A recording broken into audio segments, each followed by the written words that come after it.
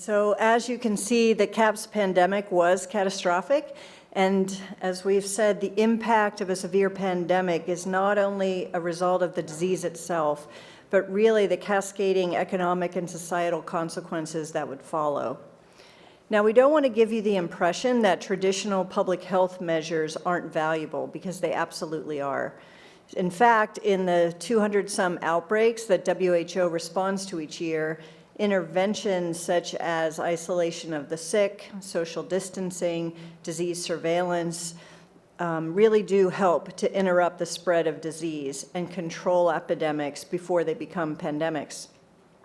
But in a severe, fast-moving pandemic, it may not be possible to contain the spread through these kinds of traditional measures. And as we saw in the scenario, there's a limit to what government, NGOs, and global business can do on the fly to stop a widespread and lethal pandemic. That's why prior planning and promotion of routine public-private cooperation in advance of the next pandemic is really critical. So you dealt with four serious international policy challenges today, but in an actual pandemic, there would be many more. In the exercise, the board wrestled with a series of very difficult problems, and you did a terrific job with no ability to prepare and a really fast-paced and complex set of issues. But assuming we do have a few years to prepare, what should we do to prevent this from becoming a reality? In advance of the exercise today, we drafted a list of actions that we think would start to move us in the right direction. And now that you participated in the exercise, we really want to seek your input on other things we could do to be better prepared. Our initial suggestions are these. First, global business should recognize the economic burden of pandemics and really fight for stronger preparedness. Business leaders and their shareholders could actively engage with governments and advocate for increased resources for pandemic preparedness. Second, governments and businesses should plan now for how corporate capabilities could be used for a large-scale pandemic. Industry assets, if swiftly and appropriately deployed, really could help to save lives and reduce economic losses. So governments could work now to identify the most critical areas of need and reach out to industry players with the goal of finalizing agreements in advance of a large pandemic. Third, we think industry and national governments should work with WHO to enhance internationally held stockpiles of MCMs and personal protective equipment so that it could be equitably distributed during a large pandemic. The WHO's existing influenza vaccine virtual stockpile is a good model that could be expanded and augment WHO's ability to distribute vaccines, therapeutics, diagnostics, other PPE to countries in the greatest need. Countries that would have to support this effort through the provision of additional funding to WHO. Fourth, countries and global transportation companies, we believe, should work together to maintain travel and trade during a severe pandemic. I think you all agreed that travel and trade are essential to the global economy as well as to national and local economies, and they need to be maintained. But public-private cooperation is necessary in order to explore potential solutions to that really difficult problem. Fifth, governments should provide more resources and support for the development of surge manufacturing of vaccines, therapeutics, and diagnostics. Countries may need population-level supplies of safe and effective MCMs in a pandemic. So we're therefore really going to have the need to rapidly develop, manufacture, distribute, and dispense large quantities of MCMs. Countries with enough resources should make this more of a priority than they do today. Sixth, we should increase and reassess pandemic financial support.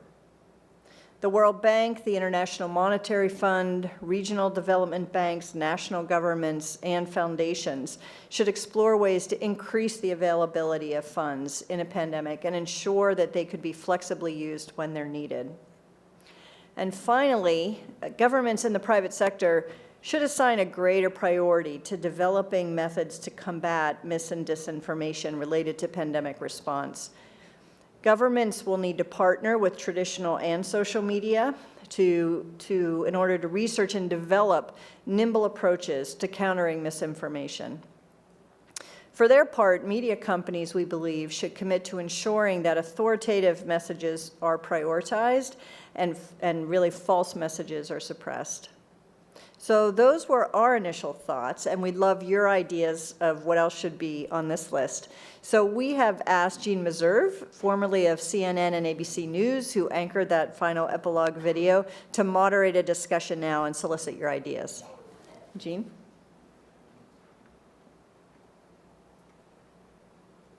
So first, I want to ask you for your reactions to these proposals that have been put on the table, and also ask you, do you have some additional action steps that you think could and perhaps should be taken? Yes, please go ahead. Phone? There we go. I agree with all of these. But I think there are other things that can and should be done. If Mike Ryan were here, the gentleman we saw at the outset, he would tell us that the mechanisms to actually do the prevention work, that's very hard to actually get enough funding for that around the world. And if I similarly look, so I chair a body called CEPI, the Coalition for Epidemic Preparedness Innovations.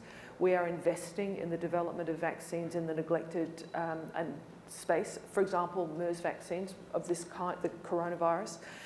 We do not invest enough as a globe in even having the basic options that we could scale up for manufacture. And that's both in the vaccine space, but also in diagnostics, et cetera, et cetera. So I do think putting on this list the financing of both preparedness in a number of countries, but also the technology preparedness, particularly in the vaccines, et cetera, would be a welcome addition to the list. Any thoughts from among you on how to increase that funding? Yes. Yeah, can I support Jane's idea and by saying something about what I said about science-based information earlier. Obviously, we are living in the 21st century, so we need to build up the capacity and the facilities, make sure, for example, today the event we discussed about 2 months, the epidemic already 2 months. Say we have a half-year epidemic. I think about the ZMapp played during 2014 Ebola outbreak in West Africa. Though what we are talking about is CAPS. It's a new virus, and all the vaccine, all the available antibody wouldn't work. But give you half a year or 2 months, we are ready. If we have the capacity and the facility, we are ready to produce from the survivor for some monoclonal antibodies. Once you have ZMapp-like antibodies or antivirals, I think you will restore the confidence of the public. So this is our stance. We put that one to say, unite together under the WHO, put for some pharmaceutical companies to have the capacity or facility to get prepared for monoclonal antibody producing. Go ahead, Tim. Yeah, so first of all, I think we should, in the spirit of accountability, assess the effectiveness of this board. And as an optimist, I'd like to say that we take full responsibility for this not reaching 100 million deaths or 200 million deaths. It was only 65 million, so there was some effectiveness of the board. But I think the question more seriously is what sort of coordination do we have? And I didn't see, I saw collaboration and things that should be done, but I think when the rubber hits the road, if you don't have well-established standalone coordination mechanisms that bring the right players together to make decisions on how best to respond across a sector, then we will not achieve the collective efficiency that I think many of us would hope that a simulation exercise would. So any ideas on how to do that? How do we centralize that information in order to get situational awareness, set the priorities, establish the communications protocols? So I would just say I'm missing here, and it may be that you don't want to recommend what you're doing, but I think we need a series of simulations which get us much more refined in terms of working with the different dimensions of the response that have to be mobilized in a fast-moving pandemic, and then develop a set of standard operating procedures that could be agreed around with designated leadership, which could then be drawn upon should we reach or enter into a fast-moving pandemic. So more of this. So just to agree with, I agree with these recommended actions and with Tim that we should do more simulations. I think particularly doing them in places where decisions will get made locally at local public health authorities. I think particularly in urban areas, as we saw in this, it spread quickly in megacities first. And I think as it spread to other regions, some of the regional economic communities in East and Southern Africa, West Africa, I think those simulations will be important with the people who will actually be making those decisions. But I wanted to build on Jane's comment about the research and development enterprise, because I think it highlights another gap. I do think we need to put more financing into things like the Coalition for Epidemic Preparedness Innovation to prepare as their strategy is for things we can predict, MERS, Ebola, other things that we know are coming, Nipah. But I think, like we saw in this scenario, there will be emergence of pathogens we can't predict. So we have to really work at disease X, or CAPS. Platforms that can be rapidly mobilized using reverse vaccinology. I think we have to go beyond vaccines to other countermeasures, diagnostics, et cetera. And there, one of the stumbling blocks has been, and I think George was getting at this, the rapid sharing of information, particularly gene sequencing information. Often countries are reluctant to share samples or sequence information because they're concerned about the distributive justice. If we contribute to the science, will we benefit from the science? And I think, as Mike referred to in the opening video, we have a partial solution for that in the pandemic influenza area through the PIP, but we need to expand that to other potential pathogens so that in the event of a fast-moving pandemic, countries don't hesitate to share the information that will be vital for science to do its job and develop countermeasures, and they won't hesitate because they'll know they'll also benefit. And that regime doesn't exist yet. And whether we approach it through the World Health Assembly, build on the international health regulations, we need to have that in place ahead of time, because establishing that kind of trust in the face of a fast-moving pandemic is even harder to do. And just to add to that, to be completely clear, it took us years to negotiate the PIP framework. I actually chaired the Intergovernmental Working Relationship meeting that did that. And that was when one country lost confidence in the global virus sharing mechanism, chose not to share, and it took us years to rebuild that trust and that confidence. And I would argue it's not completely there yet. Just like to observe that there's a convergence of the two ideas that we've just heard. I think if there's confidence among countries that the governance and the sharing exists and that it can be relied upon, there'll be a greater willingness to share samples and information. So I think those two things really fit together. And we have to keep the awareness alive, and it's our responsibility to do this and to do simulations, to do actions, to recommend actions like this. But I know exactly what happens when I go home to Zurich and when I talk about this next week in my company. They will tell me, yes, we know, but there are other daily businesses to do. And I think we have to keep this alive. We all know that there is Ebola right now, and we all know that there is a risk that it spreads out. We all know that there will be a next virus. But let's face it, we have to keep the awareness up, we have to talk about it, we have to get ready in due time, we have to set up platforms to exchange our information in due time, and that's the way how we can convince the companies, the leaders, and the organizations about this need. Yeah, just an observation. I mean, all of us here are from large companies, but in an increasingly globalized world, how do we bring the small and medium-sized enterprises along with us? And I think maybe we didn't speak about that enough today. So, I mean, you are only as strong as your weakest link. And so, some of these things that we talked about, like business continuity plans, how do you build capacity in small and medium-sized enterprises that they need to have some of these plans? And I think, to your question, financing is definitely going to be an issue, right? Because you need to set aside resources. And this is where I think something we spoke about might come to play. It's probably a PPP type framework, where the government works with the industry associations and the companies to set aside some fundings to make sure that everyone has some of these basic plans in place. Yeah, I'd like to follow on from that. I mean, I think there are a number of good examples of collaborative sort of forums like the WEF, like the Private Sector Roundtable for GHSA and so on.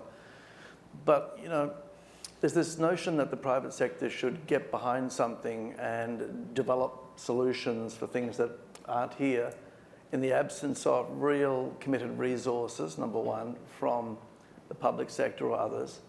And number two, without really having any form of formal decision-making contribution. And I think that's an important one because, for example, you know, we may be a large company, so we're working on Ebola, working on the HIV vaccine, you know, working on tuberculosis, we're doing stuff in Zika and dengue fever.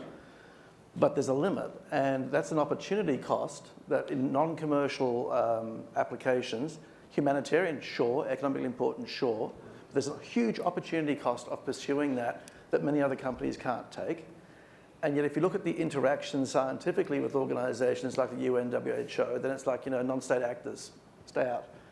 And so if you're asking the private sector to get together to commit, which I think they would, by the way, then, you know, the value of that investment and the likelihood that it's going to end up anywhere meaningful has to be addressed at some level. Otherwise, why would we take the opportunity cost? Any idea how to do that? Yeah, establish a true cross-sectoral body that actually develops guidelines, thinks about mechanisms, talks about these broader issues together, and actually allow not single companies, but industry bodies to have some kind of input and voting rights into that. Otherwise, it's like the common good theory, and it's all very well, but we all have to go back to our companies on Monday.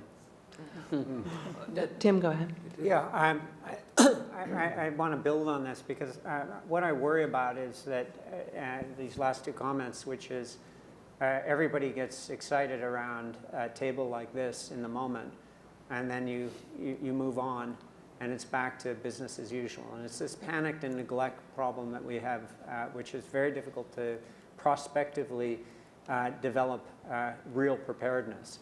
So I think there should be somewhere, maybe it's out of the GPMB, and a number of people here are the Global Preparedness Monitoring Board, there should be a time-bound plan with very clear targets with respect to what would constitute a new level of global preparedness. And we should look at what's required to get that financed in such a way that it's not purely, you know, the goodwill of everybody coming together occasionally because they're at Davos or they're in New York, but that it has some real accountability to agents that lie behind or are advocating for stronger global governance, but a practical one. It's not that WHO will do everything. It's that the various constituencies that have to be mobilized have identified what I would call SOPs on how to move forward in discrete areas that we know are going to be critical in moving this agenda so that we're not in the next outbreak saying, geez, we should have done this, and only if we'd done that. Well, let's do more learning, you know, after learning reviews. A little late at that point, Matt Harrington. So I share the concern about how to maintain sustained interest, let alone a sense of urgency around what would appear to be an inevitable. And one thought I have is, you know, to the point of, do we create a moment in time that we work toward? And the analogy or the analog to that would, for me, be Y2K. Public-private sector understood that there was a definitive moment at midnight in 2000 that people had to address the situation and prepare accordingly.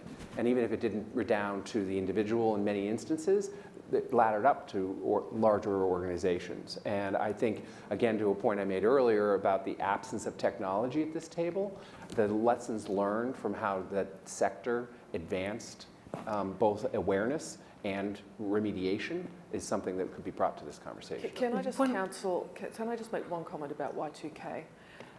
When I was trying to advocate inside government in relation to the potential threat from H5N1 that was endemic in Indonesia, I was actually told by an extremely senior person who I will not name that actually I was basically just on about Y2K with feathers.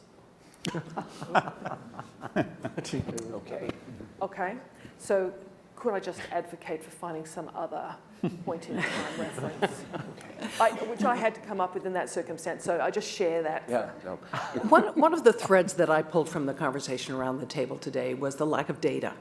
That you don't have enough data to really have situational awareness when an outbreak begins, that you don't know where the resources are, you don't know how to move them and where to move them.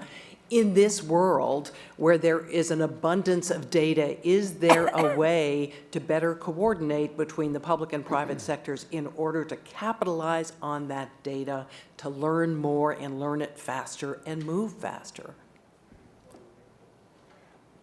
I think you've hit on a couple of points that are really important. In an event like this, moving or having a scale of operation larger than we've done for a health event is going to be very important. So it's really outside of the bounds of experience. The other element is to be able to move quickly and at a speed necessary. I think that the opportunity to develop those kinds of mechanisms would be the kind of governance system that we're talking about, that could be part of the agenda for a preparedness activity at a governmental scale. The other thing I would just comment is that an event like this is going to be outside of the health sphere. And so it'll be really important that this not be seen as a health event, but really as a global crisis, and that those parts of government outside of health that are going to be in the lead are leading in this preparedness work as well.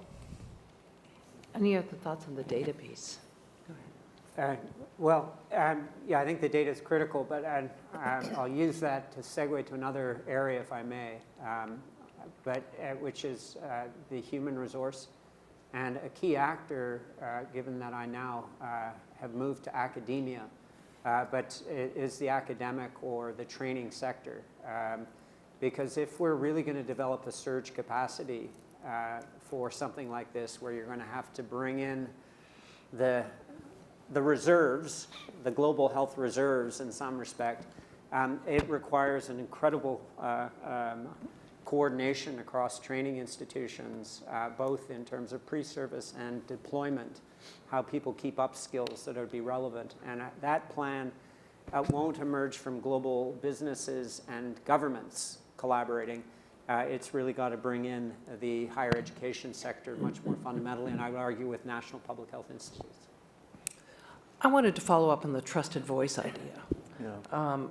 I think everyone around the table spoke about how important it is to find those voices. Do we need to find them now and establish trust in those voices now so that when the crisis hits, people already have the established trust? Thoughts? I mean, I would say without question, and because you're in a better position to have built up that bank of goodwill in advance of a crisis. And I'm very intrigued and I think very heartened by the conversation about the identification of community and faith-based leaders in particular, because they do foster enormous trust at a local level. And that but there are people who, at this point, probably know very little about pandemic preparedness. And hence education is necessary. In advance? Yes. I think newsrooms in particular, there's a reason why they have people on the staff, actual former physicians and things, that are constantly talking about different diseases or illnesses that are coming up, so that they continue to build that trust, so that when there is a situation like this, there is already somebody on staff from the medical professional that's a trusted voice, whether it's on any of the networks, that's able to speak up. Actually, you made a point earlier about the anti-vaccine movement that's going forward right now, and there was going to be a community event tomorrow in New York City that actually ended up being canceled yesterday because it was only anti-vaccine advocates as a part of a community event, and nobody from the professional medical community would join even in the conversation. So the organizers ultimately, because they were a bit shamed into that imbalance, canceled the event. But it does call out that that's a real issue at the moment that needs to be addressed and should probably serve as a beta, if you will, for this kind of a moment. Sorry, on this issue of trust, I think there's something that's specific with respect to pandemics, but I think if we look at DRC at the moment, the distrust relates to the health system more generally. We didn't detect the first case in this 10th outbreak for 3 months because health workers were on strike because they weren't being paid. And so I think this community needs to pay particular attention to health systems that have very low levels of public trust, because they then, if you don't have that as a foundation, you're not going to gain it in the context, or it's very difficult to gain in the context of an outbreak. Go ahead. Yeah. In similar lines maybe, but in the spirit of kind of learning from history, in 1918, 16 million people died. That was more than the 2 great wars. And one of the impending results was a massive shortage of physicians, care providers. So I don't see that on the list. I don't have any solution. If you ask me what do we do about it, that would be a subcommittee of this wonderful committee, which I'm only a guest of, so I'm not taking credit for it. But the shortage of physicians is looming anyway in the United States. I don't know about the broader world, but that's something should be considered in this. And second point I would only make is that if it really were catastrophic, I don't know if we're prepared for the civil unrest that could result in it. And we haven't really talked much about our public safety vehicles, not just public safety avenues ready, including military. Are they ready for such civil unrest if it were really to get out of hand? I don't see those in the recommended actions, that's all. I'd love to get down to the surprises and the big takeaways. And I'd love to, if you guys are willing, to do a round the table thing and get everybody's input on what they learned here and, if anything, shocked them. Avril, can we start with you? Sure, I should take a few minutes to think about that. I do think that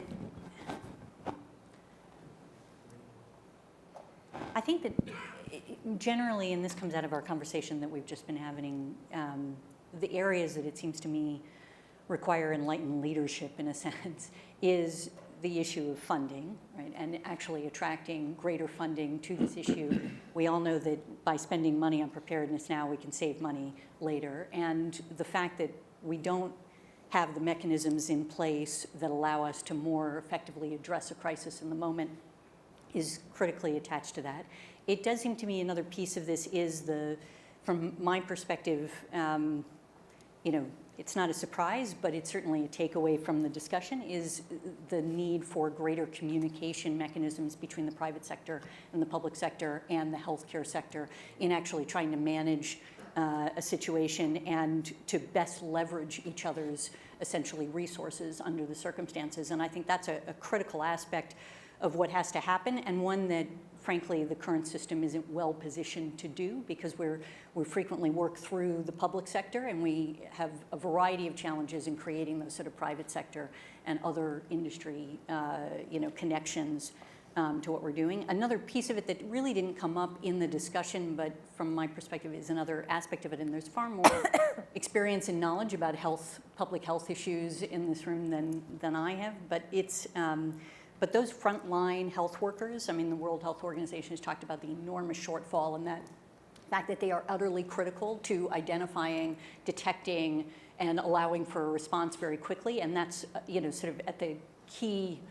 If we can do that quickly, then we can get to a possible answer, a vaccine, other countermeasures that need to be brought in more quickly. And so that's fundamental. And if we're able to establish communication networks that, as Tim mentioned, go both ways to allow us to both take advantage of, the opportunity to communicate outwards, but also to take advantage of the opportunity to hear from those frontline healthcare workers. We're going to be more effective, but we do need to train them so that they're actually capable of identifying the symptoms and issues that we should be responding to and developing those triggers. And I think that larger piece is sort of the most important part of it, is if you can actually create the preparedness systems, then you actually have a plan that triggers the investment that you need at the time that you need it and the communication that you need. Time is going short. Sorry, quickly. Okay, related to this table discussion, I've been in many prepared meetings already, response or whatever meeting. So I would follow Adrian's comments. financially or whatsoever, cross-sectoral coordination. I already mentioned from the very beginning. So we have meetings and discussions, but how would we, either private, governmental, or political, or diplomatic, or whatsoever, including data sharing, how would we have a kind of a coordinated effort and cross-sectoral coordinated effort? We still haven't got an answer for that. So that's the key. Okay, and there are a lot of barriers. Jane? It takes a lot to shock me, so I can't say anything shocked me. I think what this has reinforced, though, to me, is there is an absence of a centre to convene what is something that is broader than just a health issue. It's reinforced for me the fatigue problem. The truth is, more people did die in the 1918 pandemic than died in World War I and World War II combined, and yet we talk about that all the time and we don't talk about the pandemic. 25% of people in Samoa died because people were allowed off a ship. So those impacts are not talked about anymore. And then I guess the other thing that it's reinforced to me is how much more work there is to do on this issue, particularly from, if I can describe it in this way, a more ecosystem perspective. So it's not just from the health perspective, it's not just from the perspective of private industry, it's not just perspective of government, it's from the entire ecosystem. I think this is a really technical argument, and it's a bit like, honestly, it's a bit like when's the next asteroid going to hit us? And I think people get lost in that. And if you want to take this into something that's really actionable, you have to get down to the consumer level, the person who doesn't live in West Africa waiting for Ebola, but the person who actually, like I do, lives in New Hope, Pennsylvania, and doesn't see it. Until you get to that level, then you're not going to get the traction and the actionability behind it. Like, what would I do different on Monday? It's kind of a question for people not living right now in West Africa. So I think, for me, the big aha about this is, it's not bad, but it's a technical discussion with technical people who are involved in this every day, and to the exclusion of the community, I'd say. I'm struck by how probably this is, the broader public is unaware of just how severe this could be. That strikes me, and I would share that I think an increase of knowledge on that, which could hopefully lead to more prevention and wellness in our healthcare system rather than the acuity that we deal with, at least in the United States. More focus on prevention and wellness, and specifically primary care, oral care, which has a direct correlation with overall health, and that helps immunity system. So I'm really struck by that mostly. I think it's very important to not be shocked. I think when we're shocked, we're not able to make decisions to do the right thing. And I think some of what we've done today is just help us think through what a really bad scenario might look like. Before an event like this, having the systems in place to coordinate more effectively is essential. In the long term, biotechnology, and as Chris said, the ability to rapidly develop a specific countermeasure is important. The requirements there are incredibly difficult. Within weeks, have something that everybody could take. I'd say in the response, it will be really important to think about what the aim of the response is and how much can actually be accomplished. I actually think in this event, given what we heard up through the first moves, the outcome was really not as bad as it might have been. And I think we need to, as we're responding to this, we need to be clear about what is achievable with the interventions that we have and not overestimate the impact we can have. Chris? I guess my surprise, not shock, but surprise is the presumption of competence of the system. One of the things that struck me in the earliest video was that the poll showed that 2/3, I think it was, of the population thought a vaccine would be available in 2 months. This is a population that is, at least in my state, a significant minority of people willing to question whether they should give the kids the vaccines we have today that have been around for decades, proven to be safe and effective. And yet, in the face of a crisis, 2/3 of them presume that the scientific community will come up with a vaccine within 2 months. That's dangerous, magical thinking. And we have to get a better set of messages out about what what the threat is and what could be happening. I think there's an implicit presumed competence of governments in the UN system that's probably greater than it should be as well. I think governments being clear about what they can do and what they can't do in the face of an epidemic will help increase individual and community preparedness. Yeah, don't overpromise. Sophia? Thank you. I mean, for me, this really exposed the vulnerabilities, not around the room, but in terms of the country comparisons. And those vulnerabilities already exist in the poorer countries. And so how are we going to strengthen those capabilities, whether through the health sector or governments? And that these solutions that we've been talking, the discussion for me has been sectoral, and we need to figure out a way. I'm not saying that United Nations has the answer to all of this, but we need to figure out a way that can bring all stakeholders to the table in a situation like this to be able to bring the best solutions to Private sector as well as government too. Yeah. Tim?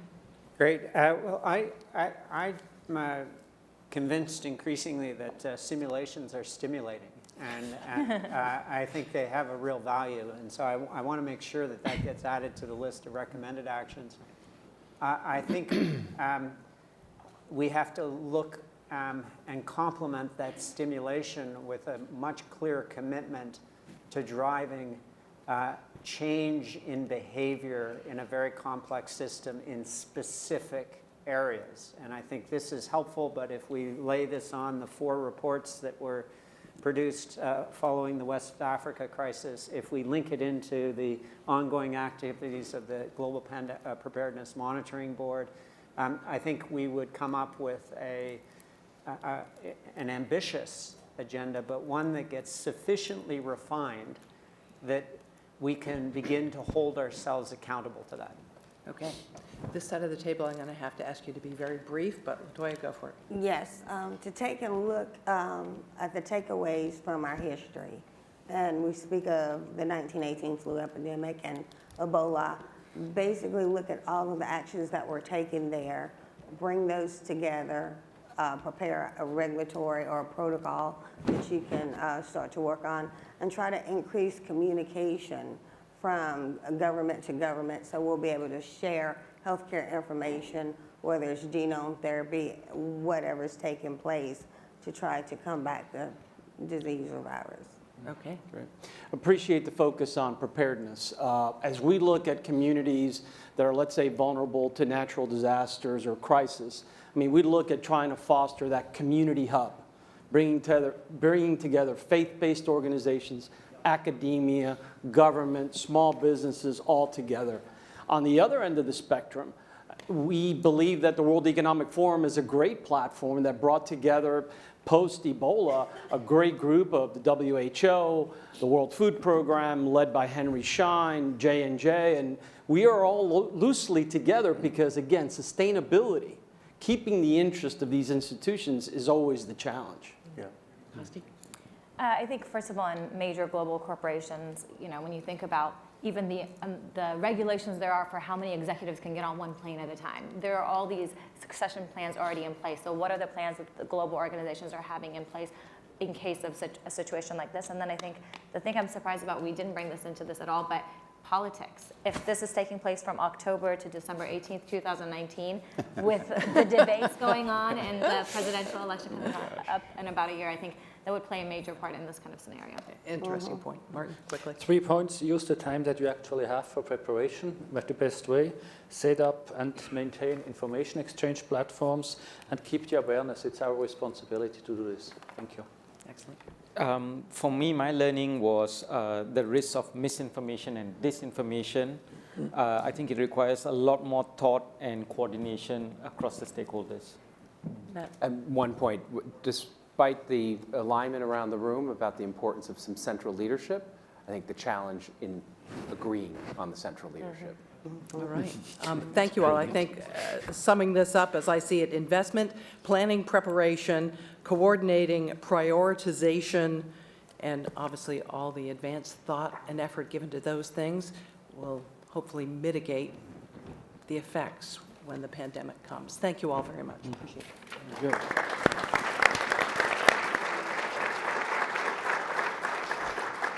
Thank you, Jean, and thanks to all of our players for these excellent suggestions.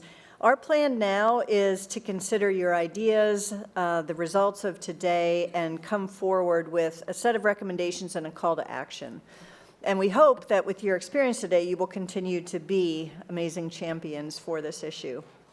It's extremely valuable, but very rare, for a group of this diversity to come and spend part of the day talking about these issues. So on behalf of our partners at the World Economic Forum and the Bill and Melinda Gates Foundation, I want to thank our players again for their participation and insights today. You did an amazing job in a really difficult scenario. And I also like to thank our broader audience here in New York, as well as those participating online. And of course, our amazing center faculty and staff, and the larger Event 201 team from the Gates Foundation and the World Economic Forum for putting together today's events. So please join us down the hall in the cotillion room for the luncheon, and we stand adjourned. Thank you.